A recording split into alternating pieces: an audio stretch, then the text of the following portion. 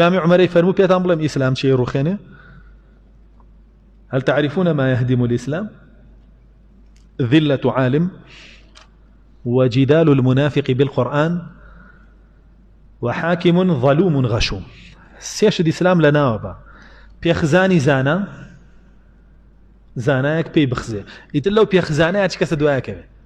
كخوا تشتكي بو السكري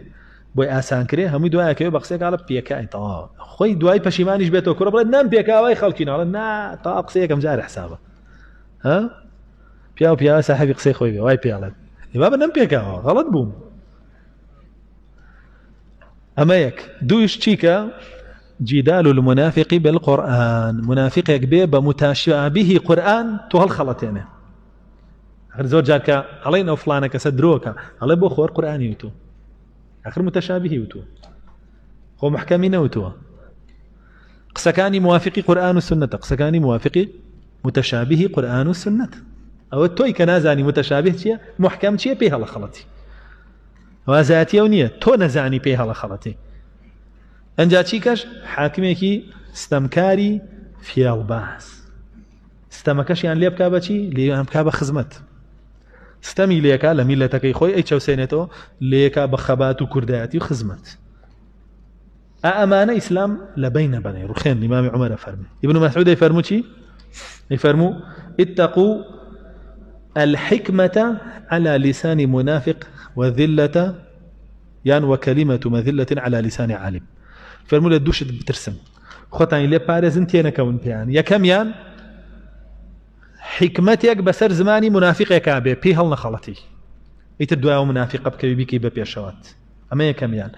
دووەمیشیان نەکەی بەهۆی پێخزانێکی زانایەکەوە زاناکەت لە بەرچاوکەوە ئێسێمەوانین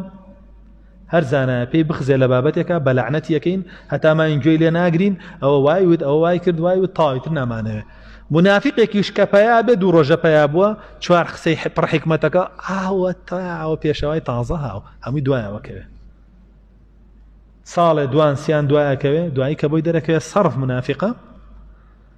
ئەنجا بیرەکاتەوە خۆم پێی هەڵخەڵاتە چی بوو ئەنجایەتەوە بەخۆیان ئێمە زۆر کە زەمانوت ئەوە وانییە ئەو زەلامە درۆزنە منافقە ئێمە ڕەگ و ڕیشەیە ناسین ئەو قسەکانی حەقە ئەوە ئیسلامی تازە کردوێتەوە زۆر جاروایانەوت ئەوە ئیسلامی حەقیقیە کە لەگەڵ سەردەما گونجانوێتی دوایی کە سەیریان کرد کوفری لێوەشایەوە بەڕەتڵ کردی جەماعەتی پێکەوە ژیان دەرچوو وەکو عەبدوڵڵای کوڕی سەلول کە هاو بۆ لای پێغەمبەر صلی الله علیه و سلم چی ئەو یەهودیانای مەوالی منن دۆستی منن کورە پێکەوە ژیانیان با لەگەڵ پێغەمبەری خوا صلی الله علیه و سلم زوڵمیان مەکە اتق الله فی موالی تقوای خوا بکە لە مەولاکانی منە ئەمیش بوو بە داکۆکیکاری یەهود و نەسارا و پاپا و نازام چی و چی ئەنجا دوایوتیان ئەو بۆ هاڵەیە ئەنجا دوای وایە چەندێکیش هاوار کرا بە هەڵمە خەڵەتیان بە حکمت کە لە کەلیمەیەکی حکمت کە لە دەمی منافقیە دەرەچێ کورە وریابن وەڵی سەردەمی دەجاجیلەیە پێغەمبەر صلی الله علیه و سلم فەرمووی دەجالون کەذابون لە ئاخر زەمانە دێن کورە نەکەویتە دوایەکیشان وریابە هیچ گاڵتەی پێیان ئەنجا لەولاشەوە زانایەک ابن مسعود فەرمێ کە پێی ئەخزێ ئەڵێ ئەم زانایە لعله يراجع نفسه فيتراجع عن ذلته فيصلح ما أفسد ويحسن ما أخطأ أفرمي أم زانا كبي أخزي أم زانا بردوام خوينيته ودراساك لپر بوي دركوي غلط بوا أقريته ولا قسكي أقريته ولا راكي دسي لي برمي دوای خود زرركي شو قد سقريبا منافقك ودسي لو برا أقريته ولا راكي باشا بدسي لي برمي أفرمي أوي غلطة تشاشي كاتو دسي لي برمي نا ام تازە لە بەرچاوم کەوتووە خۆی شەیطان لە بەرچاوی خستووی چونکە ئازانێ بە دوایەوە بی ئیسفاداکەی لە دینیشتا و لە دنیاشتا بۆیە شەیطان ئەمە لە بەرچاوە خا منافقەکەش لا جوانەکە منافقەکەش خۆی عەلیم اللیسانە زاناکەش ئەهلی دنیا نییە بێ شەڕ بکا لەسەر ناو بانگ و هەر هەوڵ با خۆی بێنێتەوە ناو مەیدان نا خەڵک نەیویست ئەویش گوێ بە خەڵک نایە وێ مەیمونی کوڕی مەهڕانەی فەرموو وریابە مناقەشەی زانا نەکەی چونکە زانا ئەهلی دنیا نییە حەزی لە بەربەرەکانی و مناقەشێ و سنگ دەپەڕاندن بێ، وڵا وەرە با دیبەیت بکەین، وەرەوە من واو پێەکەم و تەحەداتەکەم و مەحەداتەکەم و زانە هەلیەوە نییە بۆ خەڵکە بڵێ وەرە تەحەداتەکەم وەرە تەحەداتەکەم وەرە تەحەداتەکەم،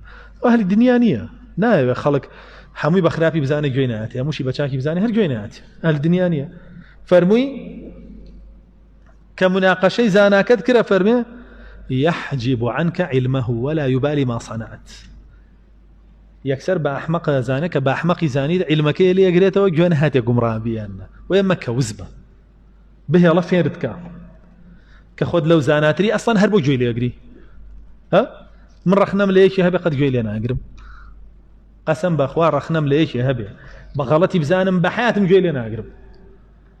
ما قال فتواك يشتكي بقى بيم كزرري هبي بو خلق وخلق يال خلطان بي وبو فتنة بس أقل جواب يدموه